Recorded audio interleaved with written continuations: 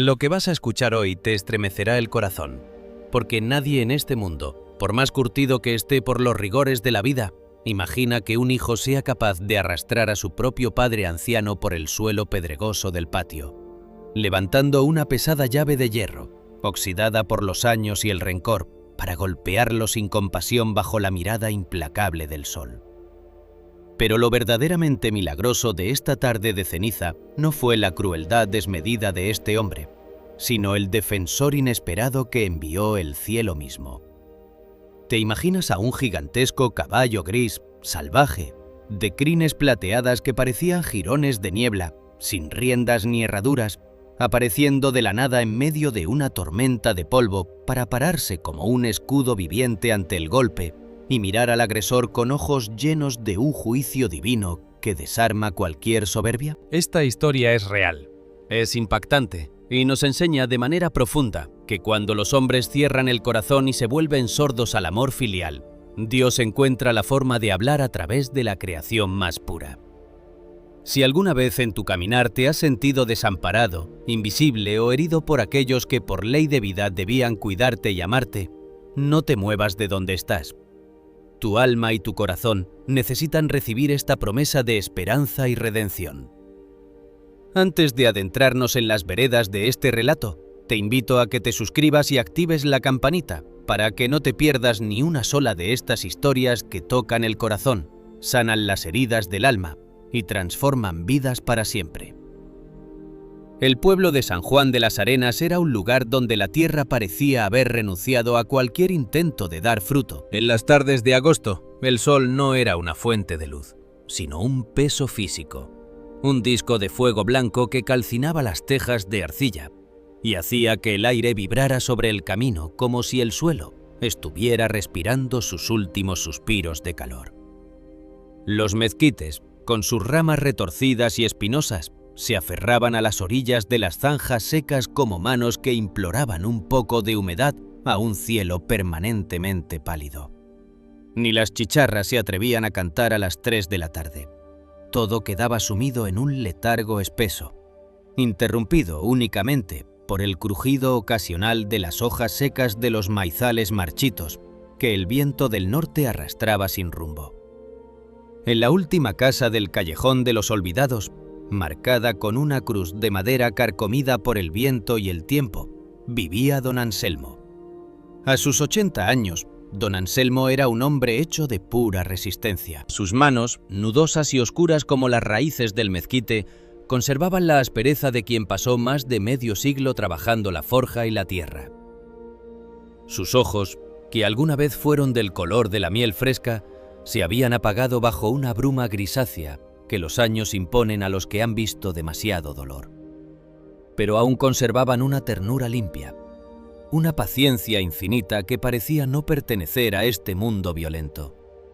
Vestía siempre una camisa de manta blanca, deshilachada en los puños, un pantalón de mezclilla remendado con parches de pana y un sombrero de paja de copa alta que le resguardaba el rostro de la caricia hostil del sol. No usaba zapatos cuando estaba en el patio. Decía que el contacto con la tierra caliente le recordaba que seguía vivo y que las piedras del suelo eran los únicos testigos que nunca le mentían. Esa tarde, don Anselmo estaba sentado en una vieja mecedora de mimbre bajo la sombra escasa de un árbol de guayabo que apenas si daba hojas. Tenía entre sus dedos un rosario hecho con semillas de jobo, desgastadas por el roce constante de sus oraciones diarias. Cada semilla representaba un ruego, no por su salud, que ya se le escapaba entre los suspiros de su pecho cansado, sino por su único hijo, Ramiro. Mientras sus dedos avanzaban despacio por el misterio del rosario, la mente del anciano viajó hacia atrás, perdiéndose en el laberinto de los recuerdos. Recordó el día en que Ramiro nació, un invierno inusualmente frío en el que el viento aullaba entre las rendijas del adobe. Recordó cómo su difunta esposa, Elena, se lo entregó en brazos envuelto en una cobija de lana gris.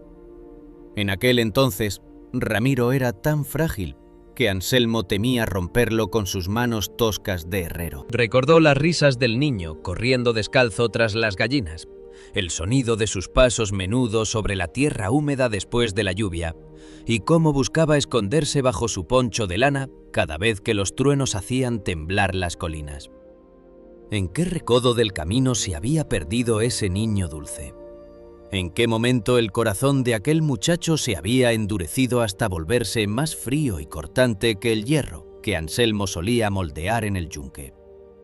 La pobreza, la muerte de Elena, cuando Ramiro apenas cumplía los 12 años, la falta de oportunidades en un pueblo olvidado por la lluvia. Anselmo buscaba culpas en el viento, queriendo justificar la amargura de su hijo para no tener que aceptar la dolorosa verdad que le partía el pecho. El silencio del patio se quebró de golpe. El portón de madera crujió al abrirse con violencia, golpeando contra la barda de adobe y levantando una pequeña cortina de polvo que hizo que las pocas gallinas que quedaban corrieran a refugiarse bajo las ramas secas. Ramiro había vuelto. A sus 38 años era un hombre alto, de hombros caídos, pero de contextión fuerte, con el rostro permanentemente fruncido por una rabia que parecía consumirle las entrañas. Tenía la piel curtida por el trabajo del campo, el cabello negro y desordenado pegado a la frente por el sudor, y una barba descuidada que le daba un aspecto aún más hostil. Sus manos eran grandes, rudas, y sus pasos, pesados, hacían crujir la tierra seca del patio como si quisiera castigarla a cada pisada. No traía buena cara. Ramiro venía del Cañón Seco, donde había intentado en vano desenterrar un pozo que ya no daba más que lodo podrido. Entró al patio arrastrando una pesada caja de herramientas de hierro y la soltó en medio del suelo con un golpe seco que retumbó en las paredes de la casa. ¿Dónde están los papeles de la parcela del Pozo Viejo?, preguntó Ramiro sin preámbulos, con una voz ronca y cargada de una impaciencia que rozaba el desprecio. Don Anselmo detuvo el movimiento de su mecedora, dejó caer el rosario sobre su regazo y levantó la cabeza despacio, mirando hacia la silueta borrosa de su hijo recortada contra el sol poniente. «Hijo, esa parcela ya no sirve de nada», respondió el anciano con una voz suave, casi un susurro, que buscaba apagar el fuego de la ira de Ramiro. «El agua se fue hace 2 inviernos. Aunque tengas el papel, la tierra está muerta. No te van a dar ni un peso por ella en el pueblo». «A mí no me digas lo que sirve y lo que no», rugió Ramiro dando un paso hacia adelante. Su mandíbula se apretó tanto que se le marcaron las venas del cuello. «El comprador de la cabecera está ofreciendo dinero por las tierras bajas. Con eso puedo largarme de este maldito desierto de una vez por todas. Dame la escritura. Sé que la tienes guardada en el arcón de mi madre». «Esa tierra es lo único que nos queda, Ramiro», dijo Anselmo, y un suspiro hondo le sacudió los hombros cansados. «Si la vendemos, ya no tendremos dónde caer muertos. Es el recuerdo de tu madre. Ella plantó los primeros nopales ahí». «Los recuerdos no se comen, viejo inútil», gritó Ramiro, perdiendo por completo el control. La frustración de meses de fracasos, de noches de alcohol y de un resentimiento acumulado desde la infancia estalló en su pecho como una tormenta de fuego. «Siempre con tus santerías y tus recuerdos. Por tus miedos nos quedamos atrapados en esta miseria. Dame la llave del arcón o juro que la busco yo mismo y destruyo todo lo que hay adentro». Don Anselmo negó lentamente con la cabeza. No era terquedad, era el dolor de ver a su propio hijo, destruyendo lo último que les daba dignidad en medio de la pobreza. «No te la voy a dar, hijo, no para que la tires en el vicio. Prefiero que esa tierra se la quede el viento antes de que la vendas para perderte más de lo que ya estás». La negativa fue el detonante. La mente de Ramiro se nubló por completo.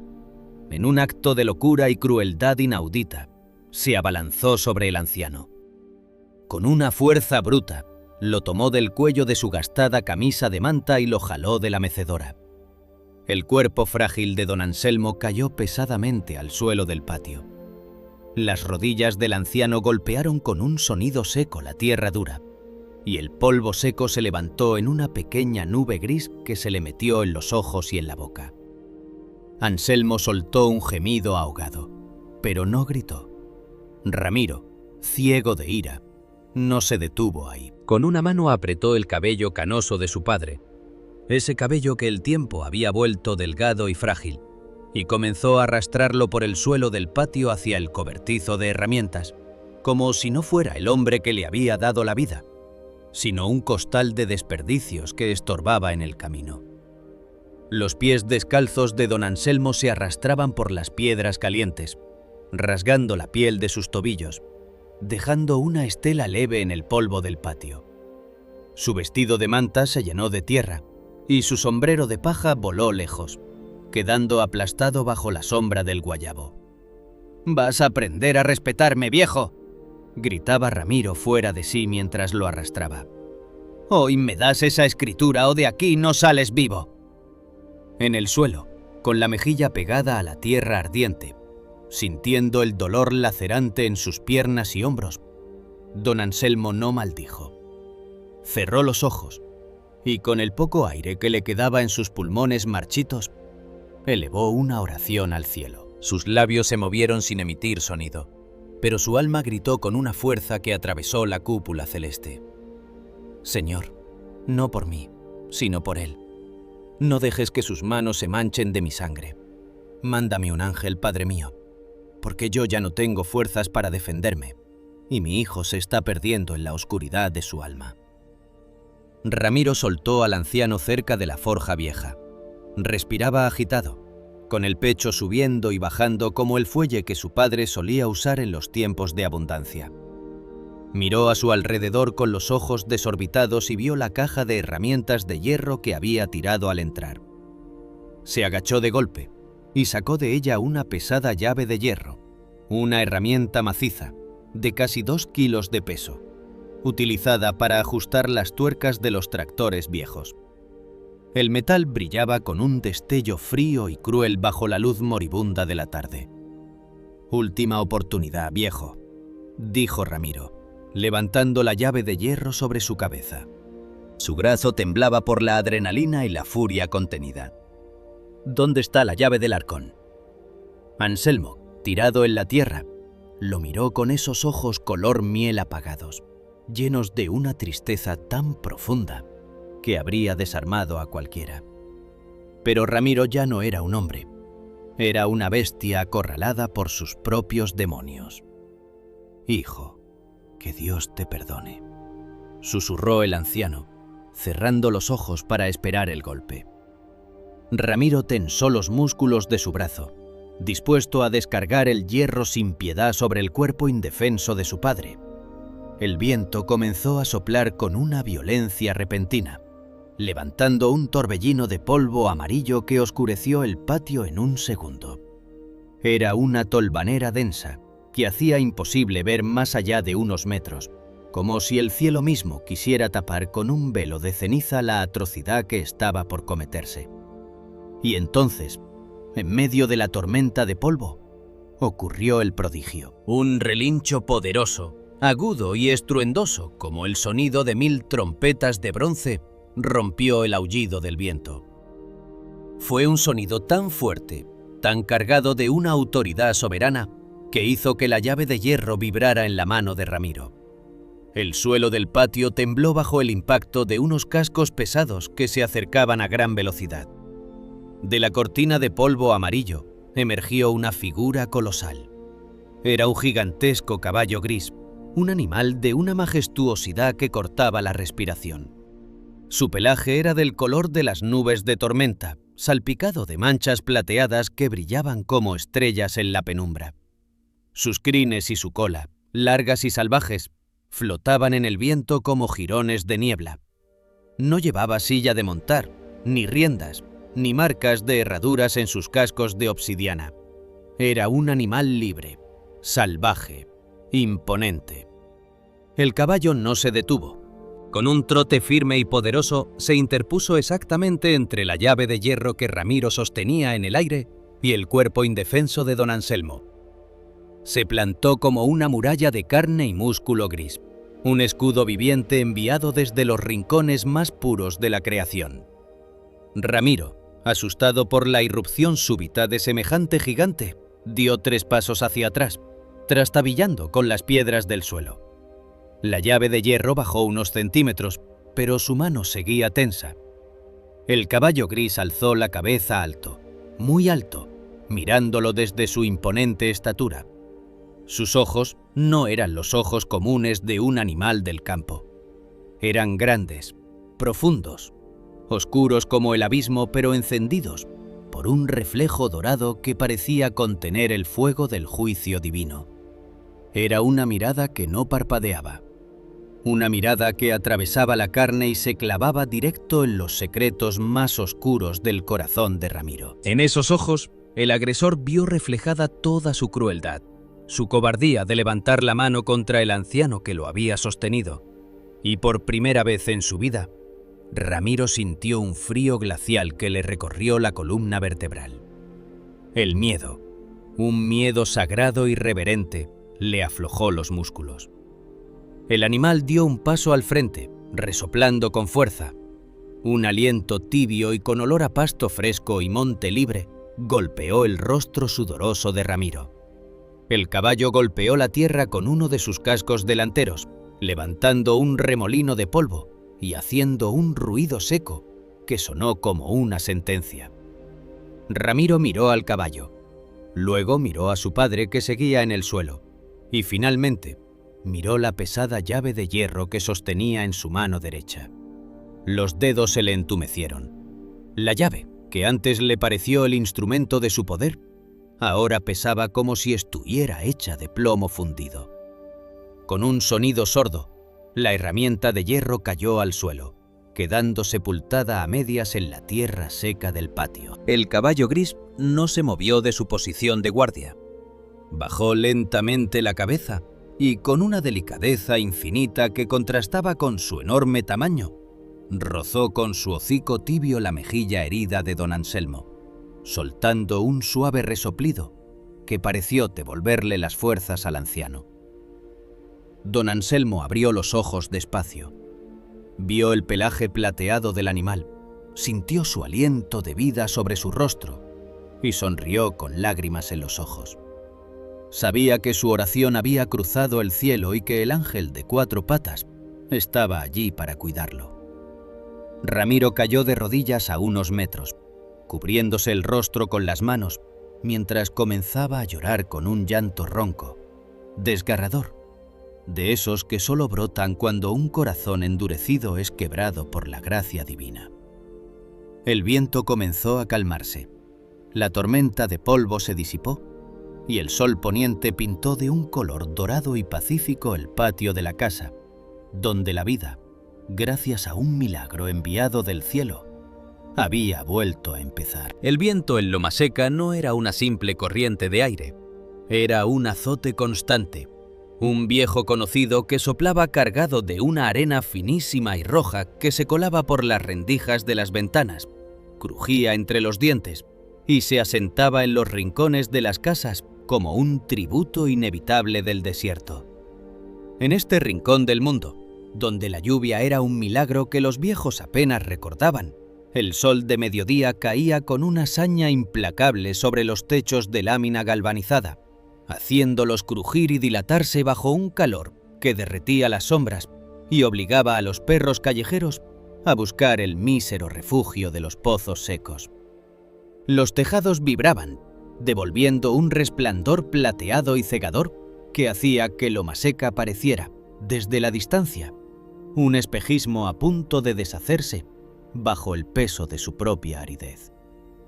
En la casa marcada con el número 7 del Callejón del Polvo vivía don Manuel. A sus 76 años, este hombre de cuerpo encorvado pero de dignidad intacta, conservaba en sus ojos color miel una claridad que contrastaba con la opacidad del paisaje que lo rodeaba.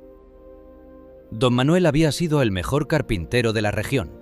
Sus manos, que ahora temblaban con un leve pero constante aleteo debido al implacable paso del tiempo, estaban marcadas por las cicatrices limpias de los formones, la aspereza del papel de lija y los surcos profundos que el manejo diario de la garlopa y el serrucho graban en la piel como si fueran anillos de crecimiento de un tronco antiguo.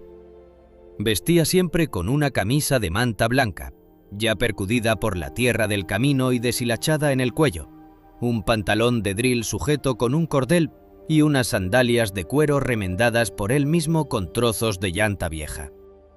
Decía don Manuel que esas sandalias tenían memoria, pues habían recorrido cada centímetro de loma seca cuando el pueblo aún albergaba la promesa de la prosperidad. A pesar de que el aserrín hacía años que había dejado de flotar en su taller, el anciano conservaba en su memoria el olor sagrado del cedro recién cortado, la nobleza del pino y la resistencia de la caoba.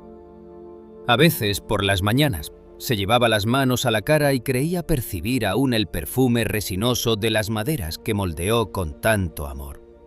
Sin embargo, su presente distaba mucho de aquellos años de gloria y gubias afiladas. Su humilde hogar, levantado con adobes que él mismo había secado al sol y reforzado con vigas de madera noble, se había transformado en un calvario silencioso, en una prisión invisible donde el aire se había vuelto irrespirable. El origen de esta sombra que empañaba la vejez de don Manuel llevaba el nombre de su único hijo, Héctor. A sus 39 años, Héctor era un hombre consumido por una amargura que se le notaba en cada rasgo de su rostro. Tenía la piel morena y reseca, manchada de grasa negra que parecía haberse incrustado de manera definitiva bajo sus uñas y en los pliegues de sus nudillos. Su frente estaba surcada por arrugas prematuras, no del trabajo noble, sino de la constante preocupación y del enojo acumulado. Héctor era el dueño de un taller mecánico que se caía a pedazos al final de la calle principal. Un taller donde los motores desarmados y oxidados yacían en el suelo como cadáveres de hierro, y donde la clientela había desaparecido a la par que la paciencia del propio Héctor. Agobiado por las deudas que se acumulaban sobre su mesa de noche, por el fracaso constante de sus negocios y por una sensación asfixiante de fracaso personal, el hombre había decidido buscar un culpable para su mala suerte, y lo encontró en su propio padre. Héctor caminaba siempre con la mirada baja, los hombros tensos y una expresión hosca que ahuyentaba cualquier intento de conversación. En su mente, una letanía amarga se repetía sin cesar. Si su padre hubiera sido un hombre de negocios y no un simple artesano que regalaba su trabajo. Si la casa familiar hubiera estado en la cabecera municipal y no en este pueblo moribundo. Si Manuel le hubiera heredado una fortuna en lugar de un taller de carpintería obsoleto y deudas invisibles. Héctor proyectaba en el anciano todas sus frustraciones, culpándolo de su pobreza, de su soledad y de la mala fortuna que parecía perseguirlo como una maldición. Con el paso de los meses, el desprecio de Héctor hacia su padre dejó de ser un murmullo entre dientes para convertirse en una crueldad cotidiana.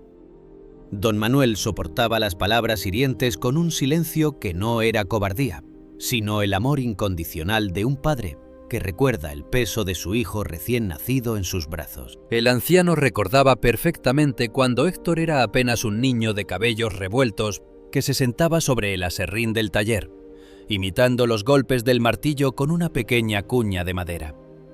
Recordaba cómo reía el niño cuando su madre, que en paz descanse, los llamaba a comer tortillas calientes con sal. Esa risa, que en el pasado iluminaba los rincones de la casa, se había extinguido por completo en el corazón de Héctor, reemplazada por un rugido sordo de frustración. La crueldad de Héctor alcanzó su punto más oscuro una tarde en que el calor en Loma Seca era tan denso que el aire parecía cortarse con dificultad. Aquel día, Héctor llegó al taller con los ojos inyectados en sangre y las manos temblando de rabia tras una discusión con un acreedor.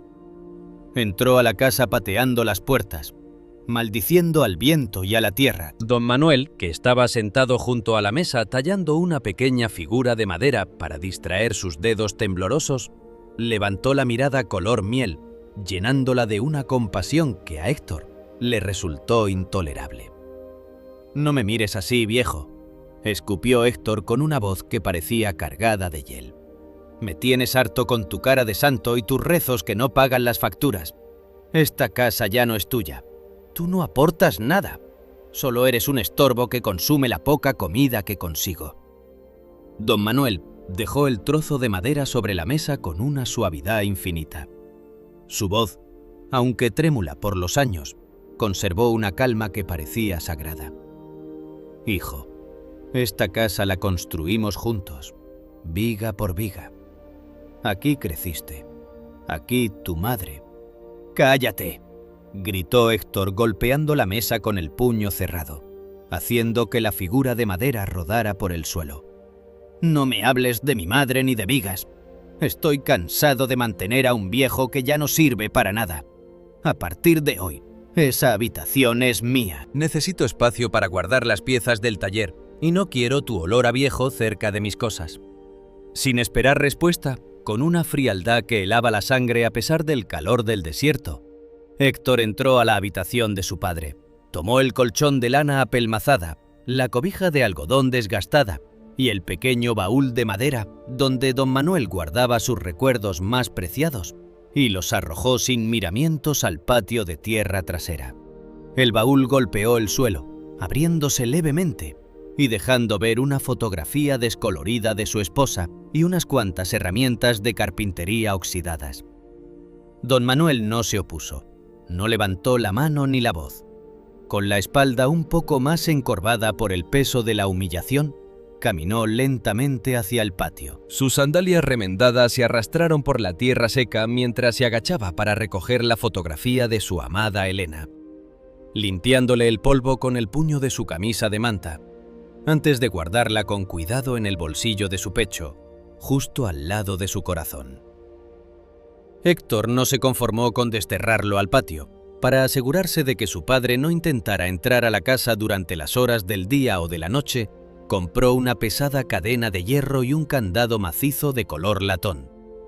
Cada tarde, al ponerse el sol, el sonido metálico de la cadena arrastrándose por el marco de la puerta principal anunciaba el inicio de la noche para don Manuel. El golpe seco del candado al cerrarse con un chasquido definitivo era la sentencia diaria que condenaba al anciano a la intemperie del patio. Don Manuel se quedaba del lado de afuera, contemplando la madera de la puerta que él mismo había cepillado y ensamblado décadas atrás con tanto esmero, sintiendo el frío del metal del candado como un nudo apretado en la garganta. Las noches en loma seca eran traicioneras. Mientras el día quemaba la piel, la oscuridad del desierto traía un frío calador que se metía por los huesos de los ancianos como si buscara apagar la última chispa de calor que les quedaba. Don Manuel no tenía una cama en el patio. Su colchón viejo se había humedecido con la escasa escarcha de las madrugadas, por lo que tuvo que buscar unos cartones gruesos que Héctor había desechado de las cajas de repuestos del taller. Con paciencia de artesano, el anciano aplanó los cartones sobre el suelo de tierra apisonada, justo debajo del cobertizo de lámina que apenas lo protegía del viento del norte. Se acostaba despacio, acomodando sus huesos doloridos sobre la rigidez del cartón, cubriéndose los hombros con la cobija delgada que el viento sacudía sin piedad. El techo de lámina sobre su cabeza crujía con el frío de la noche, haciendo un ruido metálico e intermitente que se mezclaba con el aullido constante del viento que arrastraba arena fina sobre su rostro. Don Manuel cerraba los ojos, pero no para llorar de autocompasión. En medio de la oscuridad, con el cuerpo tiritando bajo la sábana helada y la arena rozando sus mejillas arrugadas, el anciano metía la mano debajo del cartón y sacaba su posesión más valiosa: una pequeña Biblia, de tapas de cuero gastadas y esquinas dobladas por el uso de toda una vida. No necesitaba luz para leerla. Sus dedos, aunque torpes por el frío y el temblor de la vejez, conocían de memoria la textura de las páginas y la ubicación de las palabras de consuelo. Cerraba los párpados y comenzaba a recitar en voz baja los salmos que su madre le había enseñado cuando el mundo aún era joven y loma seca era un vergel de esperanzas. Su voz, un murmullo trémulo que apenas competía con el silbido del viento entre las láminas de zinc, repetía las promesas de un Dios que nunca duerme, de un pastor que guía a sus ovejas por valles de sombras. Pero lo más asombroso del alma de don Manuel es que sus oraciones nocturnas nunca llevaban un gramo de rencor. El anciano no pedía al cielo un castigo para el hijo que lo había encadenado al patio. No imploraba justicia divina contra la mano que lo había despojado de su lecho. Al contrario, con una generosidad que solo puede nacer de una fe inquebrantable, don Anselmo intercedía por Héctor. «Señor», susurraba el anciano, apretando la pequeña Biblia contra su pecho frío, «quítale la amargura de su pecho. Sana el alma de mi muchacho, que está atormentada por el fracaso y el miedo. Devuélvele la paz que un día tuvo cuando corría por este patio con las manos limpias de odio. Perdónalo, Padre, porque él no sabe que el desprecio que me muestra es solo el reflejo del dolor que lleva cargando por dentro. No me mires a mí. Mira su corazón, que está seco como esta tierra, y mándale una lluvia de compasión que lo haga volver a ser el hijo que una vez abracé». La noche avanzaba lenta, tejiendo estrellas frías sobre el cielo inmenso de Lomaseca. Nadie en el pueblo sabía del calvario de don Manuel. La barda alta de adobe y el silencio cómplice de las calles desiertas mantenían oculta la prisión invisible que Héctor había construido para su padre. Los vecinos dormían bajo sus techos de lámina, ajenos a la luz parpadeante de la vela que el anciano encendía en ocasiones dentro de una lata de manteca, para que el viento no la apagara, contemplando las letras sagradas como si fueran perlas en medio del desierto. Y allí, acostado sobre el cartón frío, con el murmullo de sus rezos elevándose hacia la inmensidad del cielo oscuro, don Manuel resistía. Su fe no flaqueaba ante el desprecio diario, ni ante el sonido hiriente del candado al cerrarse cada tarde, porque dentro de su pecho de 76 años latía una certeza inquebrantable, que el amor de un padre es capaz de soportar todas las tormentas, y que el cielo, que todo lo ve en el secreto de la noche, ya estaba preparando una respuesta que Lomaseca jamás lograría olvidar. Una respuesta que no vendría con ejércitos ni truenos ruidosos, sino con la presencia silenciosa, salvaje y justa de un mensajero divino enviado para romper las cadenas de la prisión invisible y devolver la dignidad al viejo carpintero que nunca dejó de amar. La tarde de aquel martes se había sentado sobre Lomaseca como una losa de plomo caliente, asfixiante y cargada de una quietud ominosa. En el horizonte, el cielo no mostraba el azul limpio de la juventud de la tierra, sino un tono mortecino, ocre y cenizo, como si las nubes estuvieran hechas de la misma arena que el viento del desierto soplaba sin descanso por los callejones. Las láminas de zinc del cobertizo del patio crujían bajo el sol ardiente de las 4 de la tarde, emitiendo pequeños lamentos metálicos que parecían el único murmullo de vida en kilómetros a la redonda. El calor no solo se sentía en la piel, se respiraba, denso y con un fuerte olor a tierra calcinada y aceite de motor quemado. Al final de la calle principal, el taller mecánico de Héctor se había convertido en un escenario de desolación absoluta. Aquella tarde, la desgracia que venía persiguiéndolo como una sombra hambrienta, finalmente lo había acorralado. Un cobrador de la cabecera municipal, un hombre de rostro gélido y modales implacables, había llegado acompañado por 2 ayudantes corpulentos para cobrarse una deuda que Héctor ya no podía ocultar bajo falsas promesas. Sin mediar palabra, los hombres habían cargado en la parte trasera de una camioneta el último gato hidráulico que funcionaba, el compresor de aire remendado con soldadura y la caja de herramientas de cromo vanadio que Héctor había heredado de sus mejores tiempos de operario. Lo habían dejado sin nada. El taller ahora no era más que un cascarón vacío de herrumbre, manchas de grasa en el suelo y el eco de sus propias maldiciones. Para Héctor, la pérdida de su última herramienta de trabajo no solo representaba la quiebra de su negocio, sino la mutilación definitiva de su orgullo. Se sentía como una fiera enjaulada y despojada de sus garras, con los ojos inyectados en sangre, las manos manchadas de hollín temblando de rabia y la mandíbula tan apretada que los dientes le crujían. Caminó de regreso a la casa. Cada pisada suya sobre la tierra suelta del callejón del polvo parecía buscar una venganza que la vida le negaba. Al cruzar el umbral del portón de madera, la visión del patio trasero, sumido en esa paz humilde que tanto detestaba, terminó por desbordar el dique de su cordura. Don Manuel estaba sentado en su rincón habitual, sobre el pedazo de cartón flatten que le servía de lecho. Tenía la pequeña Biblia de tapas de cuero abierta sobre sus rodillas, y sus dedos temblorosos acariciaban las páginas desgastadas con la devoción de quien toca la única verdad que le queda en el mundo. Al escuchar el portazo violento y los gritos desgarrados de su hijo, el anciano levantó despacio sus ojos color miel, llenándolos de una preocupación profunda que Héctor interpretó como una burla. «Estoy harto, viejo. Estoy maldito por tu culpa», gritó Héctor, irrumpiendo en el patio como un vendaval de odio. El polvo se levantó a su paso y las pocas hojas secas del mezquite bailaron en el aire. «Se llevaron todo. Me dejaron en la calle por tus malditas deudas de aire, por esta casa de porquería que no vale nada». Don Manuel intentó cerrar su Biblia con cuidado, pero el temblor de sus manos se lo impidió.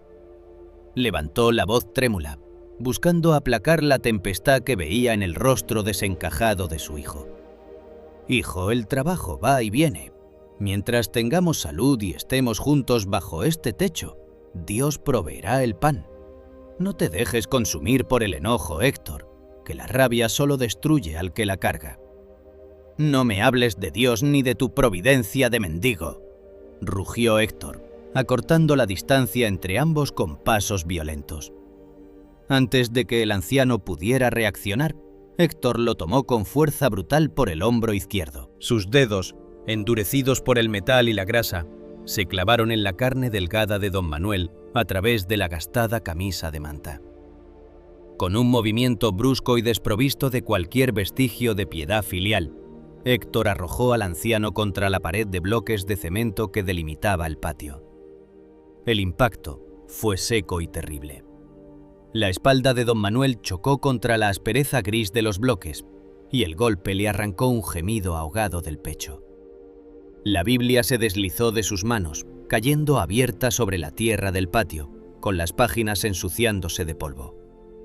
El anciano cayó de rodillas, con las articulaciones doliéndole como si se hubieran quebrado, la respiración entrecortada y el pecho oprimido por la súbita falta de aire. El polvo del suelo se adhirió a sus rodillas heridas y su cabeza, coronada de cabellos blancos como la escarcha, quedó inclinada hacia el suelo, rozando la pared que él mismo había levantado con sudor décadas atrás. Héctor no se detuvo ante la fragilidad de su padre. Con la respiración ronca y los ojos nublados por una locura ciega, se agachó y recogió del suelo una pesada llave de hierro, una herramienta maciza que los cobradores habían olvidado en el desorden del desahucio. El metal oxidado y frío brillaba de manera siniestra bajo la luz declinante de la tarde. El hombre levantó la llave con ambas manos, manteniéndola suspendida sobre la cabeza de don Manuel, con los nudillos blancos por la presión del agarre. «Dame el dinero de la pensión, viejo», exigió Héctor, con un grito que no parecía humano, sino el berrido de un demonio sediento de humillación. «Sé que cobraste ayer. Dame esos billetes o te juro que hoy no te levantas de esta tierra». Don Manuel miró el metal que colgaba sobre él. Vio el rostro de su hijo, transformado por una mueca de odio tan profunda que ya no reconoció en él al niño que solía cargar sobre sus hombros para que alcanzara las frutas del guayabo. Sintió que sus débiles fuerzas de 76 años no resistirían un solo golpe de aquella llave de hierro. Su corazón latía con un ritmo cansado y temeroso en su pecho desabrigado. Comprendió que la palabra del hombre había fallado, que el amor de su hijo se había secado por completo bajo el sol de loma seca. Entonces, el anciano hizo lo único que su fe inquebrantable le dictaba en el umbral de la tragedia. Cerró los ojos con fuerza, no para evitar ver el golpe, sino para mirar hacia adentro. Levantó sus manos arrugadas y nudosas hacia el cielo pálido, con las palmas abiertas en un gesto de entrega absoluta. y oró con toda la fuerza que le quedaba en el alma. Una voz trémula, pero que vibró en el aire caliente del patio. Padre mío, tú que conoces el dolor de tus hijos en la tierra, tú que has visto mis lágrimas en la noche fría de este patio, no me dejes solo. No me dejes solo frente a la ira de mi propia sangre. Perdona a mi hijo por lo que está haciendo, pero protege mi vida, Señor, porque aún confío en tu misericordia. Las palabras del anciano parecieron flotar en el patio, suspendidas en el polvo amarillento que el viento del desierto arrastraba. Héctor apretó más el agarre de la llave de hierro, dispuesto a descargarla sin piedad sobre la cabeza canosa de su padre. Pero el cielo de Loma Seca no permaneció sordo a la súplica del carpintero. En ese instante supremo, justo cuando el brazo de Héctor comenzaba el descenso del golpe, un potente, agudo y feroz relincho quebró el viento de Loma Seca. Un sonido tan cargado de una fuerza salvaje y sobrenatural que pareció rasgar el aire caliente de la tarde. El relincho no sonaba como el de un caballo común del pueblo. Era un bramido de autoridad, un trueno que hizo temblar las láminas de zinc del cobertizo y congeló el movimiento de Héctor en seco. Desde la meseta rocosa que se alzaba como una muralla de piedra gris detrás de Loma Seca, comenzó a escucharse un retumbar pesado, un galope furioso que sonaba como una luz de rocas desprendiéndose de la colina. El suelo del callejón del polvo vibró bajo el impacto de unos cascos poderosos que corrían sin herraduras, levantando una densa nube de polvo plateado a su paso. Era Vendaval. Todos en el pueblo conocían la leyenda de Vendaval, el enorme caballo gris de pelaje plateado, que vagaba libre por los llanos áridos del norte. Era un animal imponente, de una alzada colosal que superaba a cualquier caballo de la región. Su pelaje, que brillaba al sol moribundo como si estuviera hecho de plata pura, estaba marcado por las cicatrices de las batallas contra el clima y la libertad de la estepa. Su crin y su cola eran negras, largas, y se agitaban al viento como banderas de tormenta. Ningún vaquero del pueblo, por más experimentado que fuera, había logrado acercarse a él. Las cuerdas se rompían ante su fuerza, y los jinetes más audaces caían por el suelo antes de poder tocar su lomo. Vendaval era el espíritu libre de la llanura, un animal salvaje que no respondía a la voz de los hombres, sino a la llamada de su propia naturaleza indómita. Pero esa tarde, Vendaval no corría por el llano, corría con propósito divino. El caballo bajó de la meseta a una velocidad vertiginosa, guiado por un instinto que no pertenecía a la lógica de la tierra.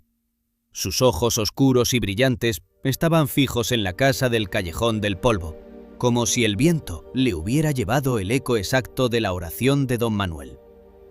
El animal llegó al final del callejón como un rayo gris. No se detuvo ante la barda de adobe, ni buscó dar la vuelta. Con la cabeza erguida, el pecho musculoso inflado de aire y las patas delanteras golpeando el suelo con una fuerza devastadora, Vendaval se abalanzó contra el viejo portón de madera del patio de don Manuel. El portón, construido con tablas de pino resecas por el sol y sujetas con bisagras oxidadas, no opuso resistencia ante semejante fuerza. Con un estruendo terrible que sonó como un disparo en el silencio de la tarde, la madera se astilló y se rompió en 1000 pedazos bajo el impacto imponente del pecho de Vendaval. Los tablones volaron por el aire, cayendo sobre la tierra del patio entre nubes de polvo y astillas que salieron despedidas en todas direcciones.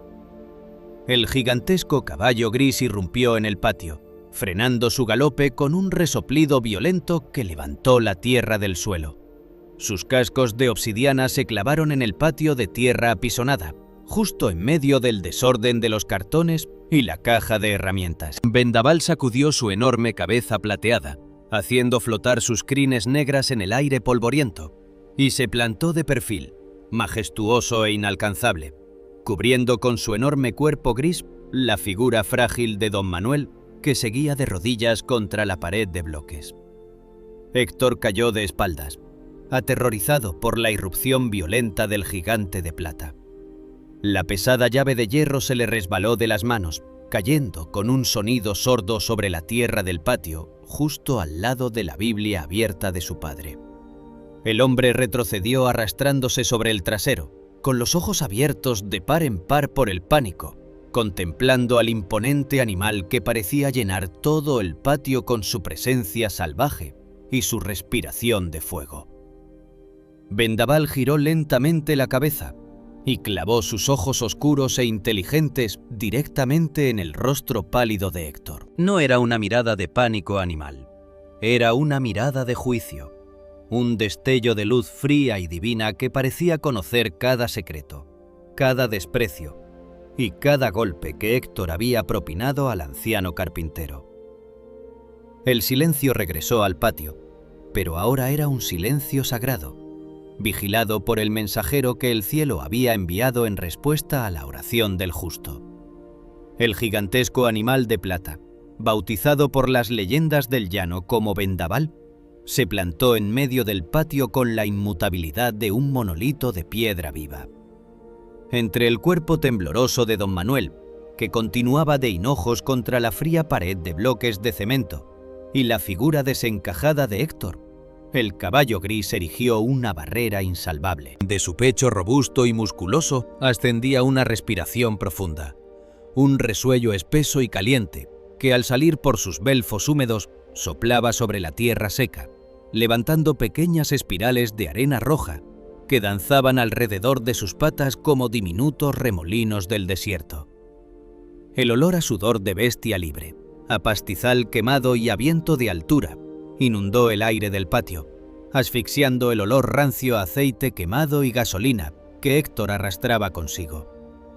Héctor, sin embargo, sentía que la humillación de verse despojado de sus herramientas por los cobradores se sumaba ahora a la vergüenza de verse acorralado en su propio patio por un animal sin dueño. Un coraje ciego, una rabia sorda y ennegrecida por la desesperación, le obnubiló el juicio. Apretó los dientes con tanta fuerza que sintió un crujido en las sienes, y sus ojos inyectados en sangre buscaron en el suelo la pesada llave de hierro que acababa de caer sobre el polvo. En su mente enferma de amargura no había espacio para la lógica. Solo existía la urgencia salvaje de descargar su frustración, de demostrar que en ese territorio de adobe y miseria seguía siendo él quien dictaba las órdenes. Con un grito que se ahogó en su propia garganta reseca, Héctor se abalanzó hacia adelante, extendiendo sus manos ennegrecidas por la grasa mecánica para aferrar una vez más el frío metal de la llave de hierro. Su intención era clara: apartar a golpes a la bestia de plata, quebrar su lomo si era necesario, para llegar hasta el anciano que continuaba orando en silencio. Pero Vendaval no era un animal común, ni su presencia en aquel patio respondía a las leyes ordinarias de la tierra. Antes de que los dedos de Héctor lograran siquiera rozar el hierro oxidado de la herramienta, el gigantesco caballo gris dio un paso atrás imperceptible, arqueó el cuello majestuoso y se alzó sobre sus patas traseras en un movimiento de una potencia descomunal. Su silueta colosal se recortó contra el cielo encendido por los últimos destellos anaranjados de la tarde, proyectando una sombra inmensa y oscura que cubrió por completo a Héctor, dejándolo sumido en una penumbra repentina. Con el pecho inflado y las crines negras flotando como jirones de una tempestad en marcha, el caballo cortó el aire del patio con sus cascos plateados, que relucieron bajo la luz moribunda como dos lunas de metal pulido. Al mismo tiempo, de la garganta del animal brotó un rugido salvaje, un relincho tan agudo, profundo y desgarrador que pareció una clarinada del cielo mismo. El sonido retumbó entre las paredes de adobe de la casa vieja, haciendo que las láminas galvanizadas del cobertizo vibraran con un chirrido metálico e intermitente que caló hondo en los tímpanos de Héctor. Fue un clamor que no pertenecía al silencio habitual de Loma Seca. Era una voz de indignación divina, un trueno de carne y hueso que estremeció los cimientos de la propiedad y pareció sacudir la misma tierra sobre la que estaban parados. Vendaval, descendió con un impacto seco que levantó una nueva cortina de polvo amarillento, clavando sus pezuñas a escasos centímetros de la mano extendida de Héctor. Sin apartar la cabeza, el majestuoso animal inclinó el cuello y clavó sus ojos oscuros, inmensos y penetrantes, directamente en los ojos del agresor. Era una mirada desprovista de la mansedumbre de los animales de carga. Era un escrutinio de fuego frío, una fijeza insoportable que parecía arrancar de los rincones más oscuros del alma de Héctor cada desprecio, cada insulto de la noche anterior, cada golpe y cada lágrima que le había costado a su padre el destierro al patio de tierra. Bajo el peso de aquella mirada insondable, la poca voluntad que le quedaba a Héctor se deshizo como sal en el agua. Un pánico primitivo, un terror reverente que le heló la sangre en las venas, le tomó el cuerpo entero. Sus dedos, que se habían cerrado a medias sobre la llave de hierro, perdieron toda su fuerza. El metal se le escurrió de las manos, cayendo con un estruendo sordo y definitivo que pareció marcar el fin de su tiranía doméstica. Héctor cayó de rodillas sobre la tierra seca, tiritando de frío a pesar del calor de la tarde, abrazándose a sí mismo mientras el sudor frío le surcaba el hollín de las mejillas.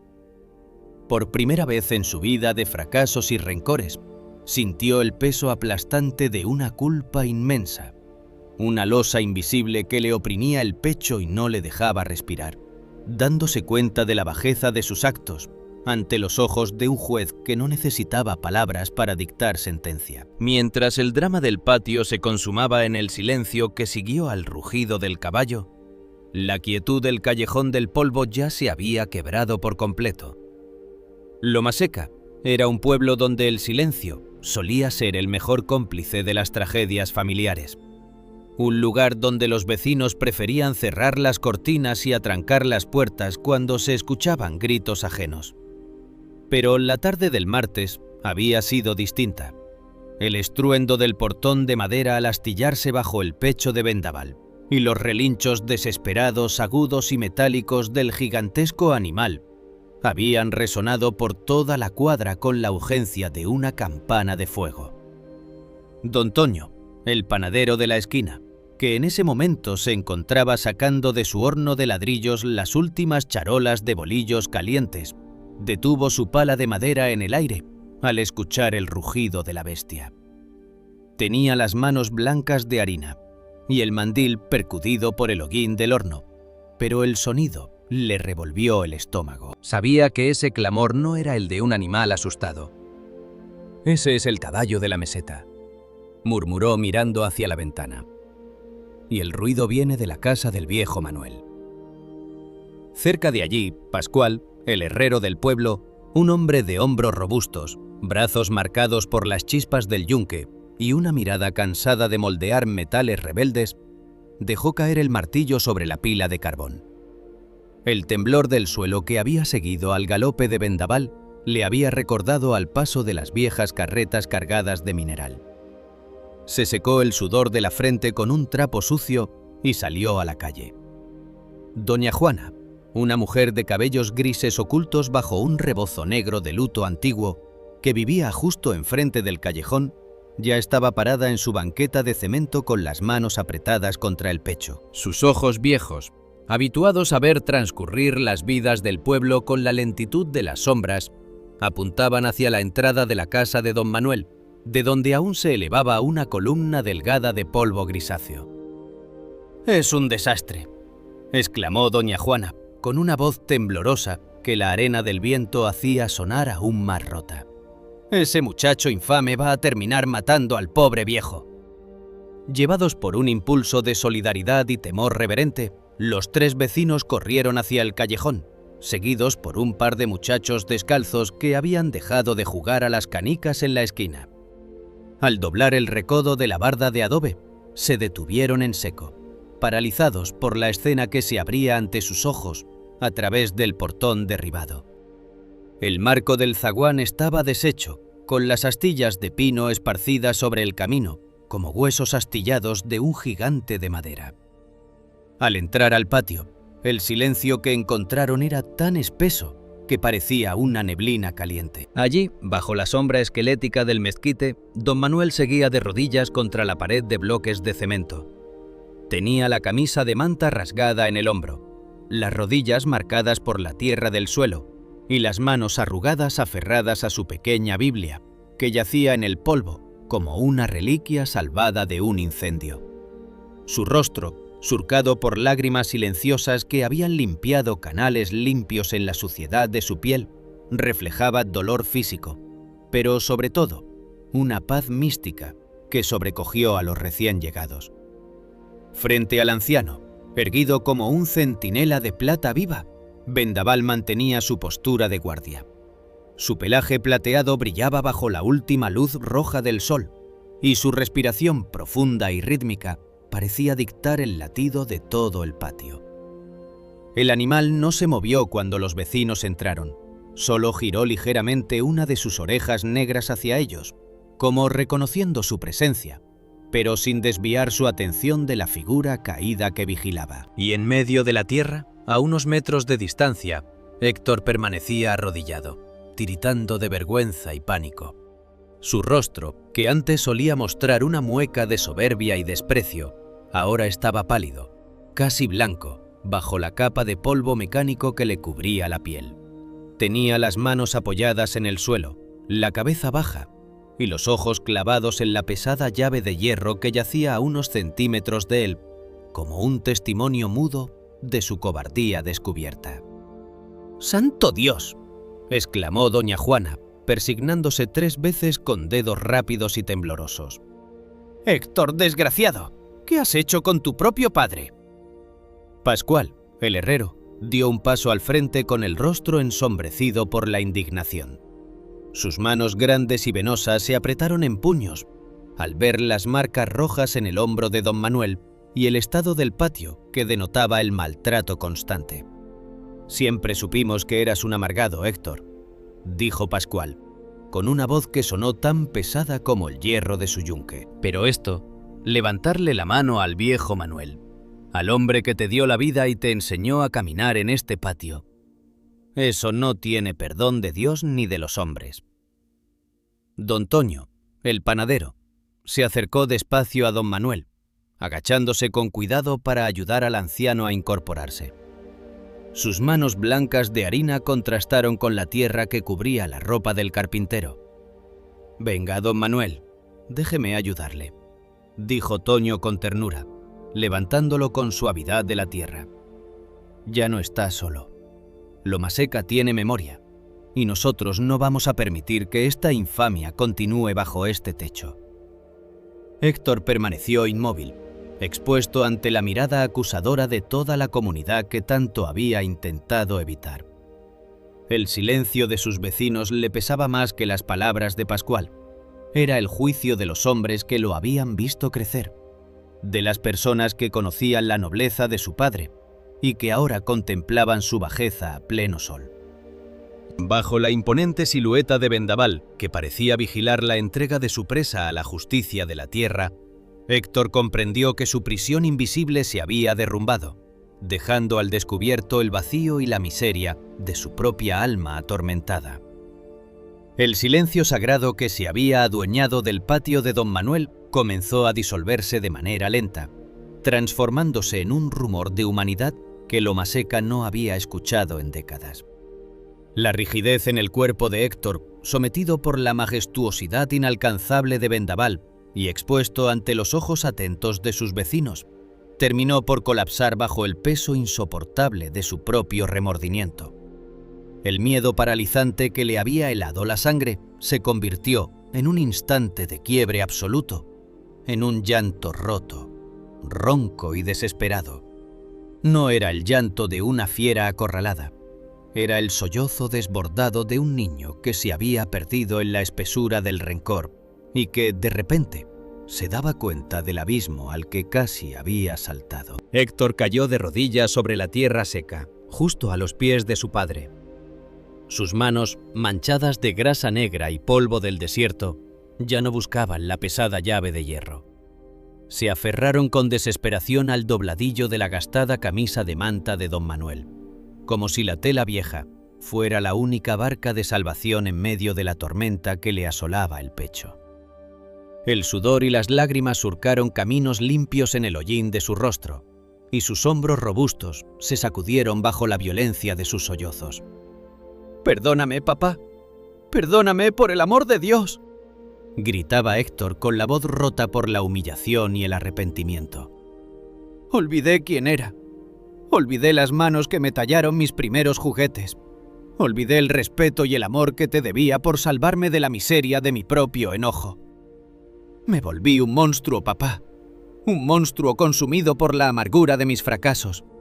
No merezco que me mires. No merezco tu perdón.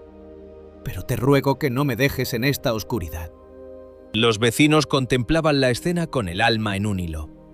Doña Juana apretaba su rosario contra el pecho, murmurando jaculatorias en voz baja, mientras Pascual, el herrero de hombros rudos, bajaba la cabeza sintiendo un nudo en la garganta al presenciar el derrumbe de aquel hombre que siempre se había mostrado tan inquebrantable en su soberbia. Don Manuel, cuyo corazón estaba lleno de una misericordia que solo un padre que ha orado en la intemperie de las noches frías es capaz de conocer, no mostró ni un ápice de rencor. Sus ojos color miel, humedecidos por lágrimas de una gratitud inefable, miraron la cabeza inclinada de su hijo. En ese momento, no vio al hombre amargado que lo había desterrado al patio. Vio al pequeño Héctor de cabellos revueltos, que lloraba por el ruido de las tormentas de verano y buscaba refugio bajo su poncho de lana. Con un esfuerzo infinito, apoyándose en la pared de bloques de cemento, el anciano carpintero estiró sus manos nudosas, surcadas por las venas de los años y el temblor de la vejez. Tomó a Héctor por los hombros y con una suavidad que parecía imposible para un cuerpo tan cansado, lo levantó de la tierra húmeda de lágrimas.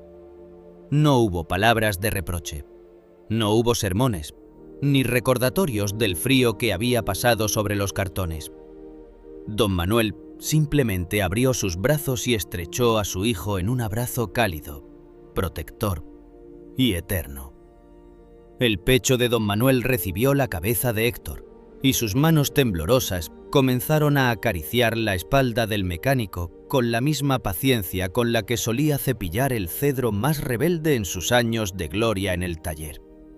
Era un abrazo que curaba, un abrazo que parecía absorber el veneno de la amargura de Héctor y devolverle la paz que tanto le había faltado. En ese patio de tierra seca, bajo la sombra esquelética del mezquite, el perdón demostró que es la única fuerza de la creación capaz de sanar las almas más oscuras y resucitar el amor donde el desprecio había sembrado desierto. Vendaval, el gigantesco caballo gris, permaneció inmóvil observando el abrazo de reconciliación. Su respiración, antes furiosa y agitada como un vendaval de llanura, se fue tranquilizando lentamente.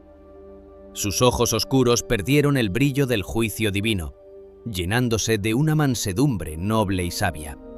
Al ver que la tempestad humana había pasado y que la paz volvía a reinar bajo el techo de adobe, el majestuoso animal dio 2 pasos lentos hacia la pareja de hombres. El caballo inclinó su imponente cuello de plata viva y acercó su hocico tibio y aterciopelado a la mejilla de don Manuel. El anciano, sin soltar por completo a su hijo, levantó la mano derecha y acarició con ternura el belfo del animal, sintiendo el calor de su aliento como una bendición directa del cielo. «Gracias, mi niño hermoso», le susurró don Manuel con voz quebrada. «Cumpliste con creces la misión que te mandaron. Que Dios te colme de verdes pastos en tu libertad». Vendaval soltó un suave resoplido que sonó a despedida, sacudió su melena negra con un movimiento elegante y giró sobre sus cascos. Con un trote sereno, rítmico y lleno de una gracia salvaje, el gigantesco caballo gris cruzó sobre las astillas del portón derribado y enfiló el camino de tierra roja, perdiéndose de a poco entre la bruma del desierto, mientras regresaba hacia la libertad inalcanzable de la meseta rocosa. El eco de sus pasos se fue apagando en la tarde, pero su legado se quedó grabado para siempre en la memoria de Loma Seca. Los meses pasaron con la lentitud habitual del desierto, pero el aire en la casa de don Manuel ya no era el mismo. La reconciliación que había nacido bajo los cascos de vendaval dio frutos hermosos en medio de la aridez. Héctor, transformado por el perdón de su padre y la lección de la comunidad, decidió reconstruir su vida desde las cenizas de su orgullo. Con la ayuda de Pascual, el herrero, y de don Toño, el panadero, quienes aportaron herramientas viejas pero funcionales y madera de sus propios talleres, Héctor levantó una vez más su taller mecánico. Pero esta vez, el taller no olía a frustración y deudas. Olía a serrín nuevo, a aceite limpio y a trabajo honesto. Don Manuel regresó a su antigua habitación, donde Héctor colocó una cama nueva de madera tallada por sus propias manos, buscando devolverle al anciano la comodidad que tanto merecía su vejez. Las tardes ya no eran de soledad y desprecio. Padre e hijo compartían la mesa bajo la sombra del mezquite, hablando de maderas y motores, de pasados perdonados y de futuros luminosos.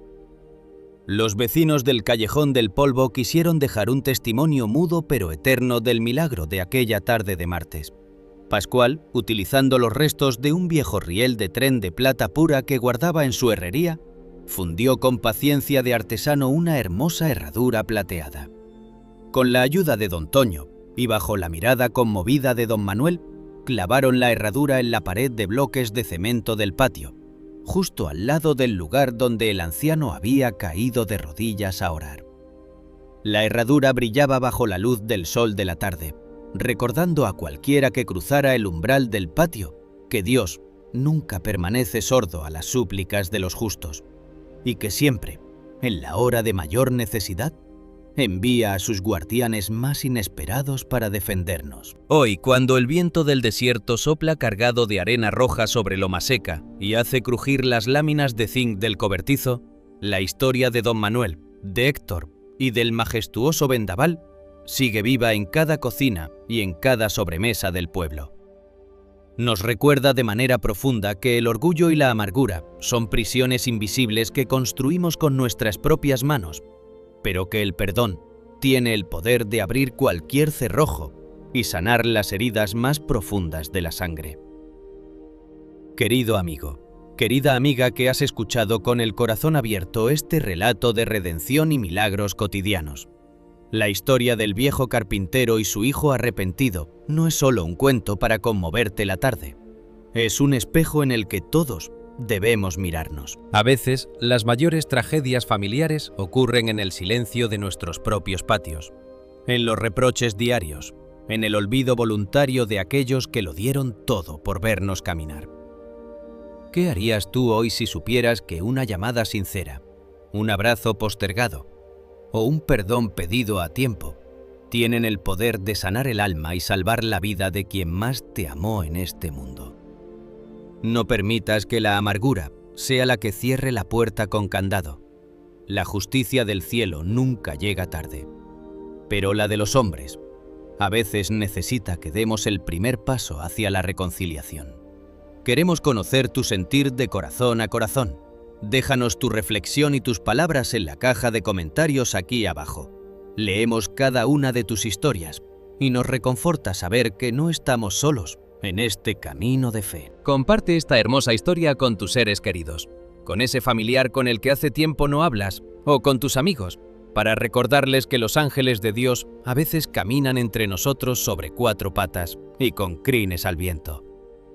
No olvides suscribirte a nuestro canal para seguir recibiendo estas promesas de esperanza que nos abren el alma y nos recuerdan que la bondad siempre encuentra la forma de volver a casa.